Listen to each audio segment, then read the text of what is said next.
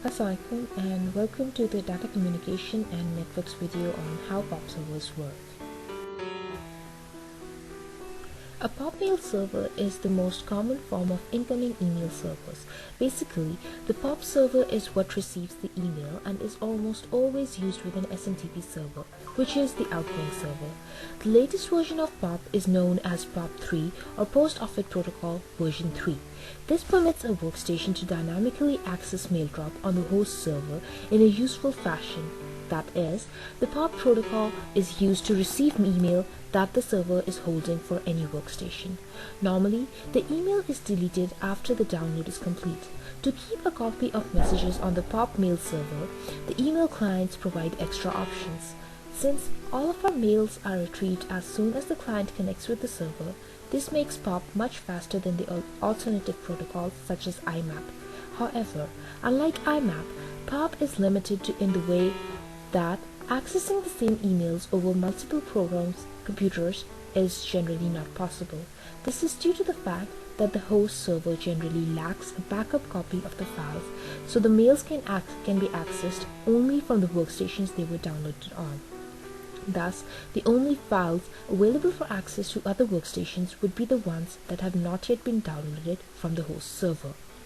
Assalamualaikum. Now I will tell you how to configure your server email account in Thunderbird. I use Mozilla Thunderbird using Outlook Express because it's I personally want it because it's freeware and you can also download it from this site. These are some snapshots of Mozilla Thunderbird, how to install. You can see how simple it is. So let's now to set up your email account for sending and receiving email. Okay, go to tools, account settings, and email, select email account option. Next, put your name, your email address, click on next. Use POP except using IMAP because it's simple. For Gmail incoming server address is pop.gmail.com. Okay, and for Yahoo it's next. Click on next. Next.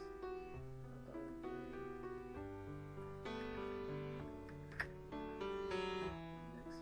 This is the information of your account name relating. It's your account name, email address, incoming server name, incoming server type is POP. You can see POP3 is email server, incoming server type.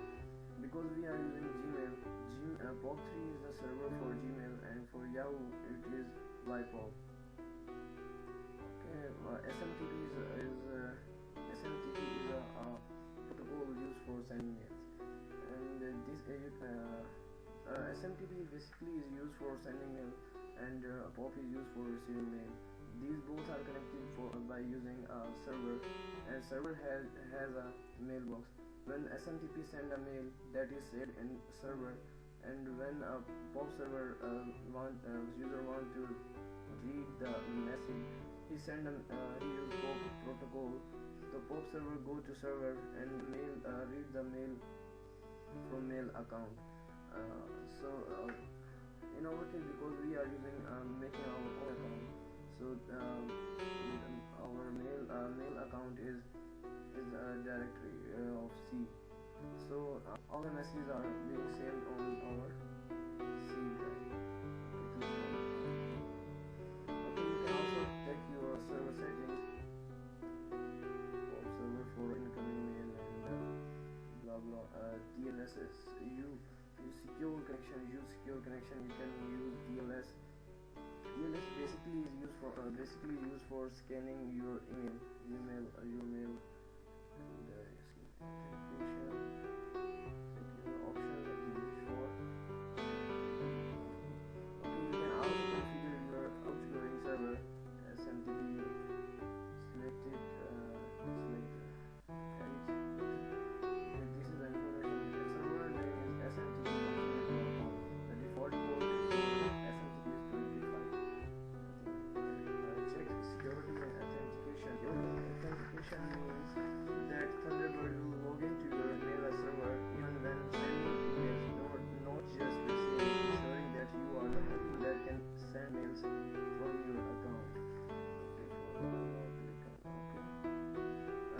that's it. You have successfully set up an email account. Okay, you can see this is loading your messages. So now let's the email we can send mail and receive. You write a message regarding like the of my clients or.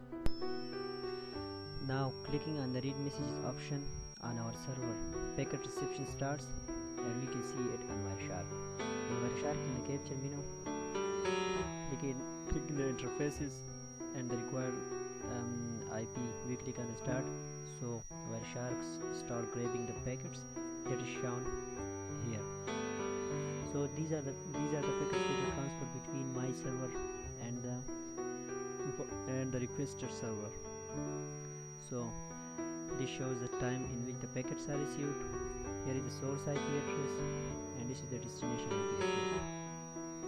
The important thing that we see is the protocol, which in our case is TCP, and we see in the information that the packets are received through POP3. So here we see the complete information about the packets. Here we can see that this is the acknowledgement number and a sequence number. So as this is the first packet, so it has acknowledged sequence number 1 and acknowledgement number 1. Now here this shows us the source port, which is POP3. This shows us a destination port. This is the sequence number or relative sequence number, acknowledgement number or relative acknowledgement number. Here we see the header length, which is of 20 bytes. Now from this information we can see the received and sent packets. So if we go down, here we can see some packets are lost. Either TCP previous segments lost or TCP segment unavailable out. So we have to retransmit it. So the retransmission of the segment is shown here.